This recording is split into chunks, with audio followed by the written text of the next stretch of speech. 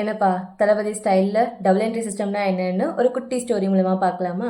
So நீங்கள் வந்து தீபாவளிக்கு பர்ச்சேஸ் பண்ண போகிறீங்கன்னு வச்சுப்போம். ஸோ ஏடிஎம்லேருந்து ஒரு 10K கேஷாக ட்ரா பண்ணிவிட்டு நீங்கள் வந்து போய் செலவு பண்ணுறீங்க. ஸோ செலவு பண்ணி முடிச்சதுக்கப்புறம் தீபாவளிக்கு அப்புறம் ஒரு 2 டேஸ்க்கு அப்புறம் நீங்கள் வந்து நீங்கள் எவ்வளோ செலவு பண்ணியிருக்கீங்க அப்படின்னு பார்க்குறீங்க. அப்படிங்கிறப்போ உங்களுக்கு 10,000 தீர்ந்துருச்சு. ஆனால் அது நம்ம கரெக்டாக எதுக்கு செலவு பண்ணோம் அப்படிங்கிறது உங்களுக்கு ஞாபகம் வர மாட்டேங்குது. ஓகே, ஆனால் இதே இது நீங்கள் வந்து எல்லா இடத்துலையும் லைக் ஜிபே இல்லை வந்து பேங்க் ட்ரான்சாக்ஷன் பண்ணியிருந்தீங்கன்னா அதில் நோட்ஸ்னு போடுறோம் இல்லையா? ஸோ அதில் இல்லைன்னா உங்களுக்கு ஸ்டேட்மெண்ட்லேயே வந்து எதுக்கு நீங்கள் காசு செலவு பண்ணியிருக்கீங்கன்னு கரெக்டாக இருக்கும்.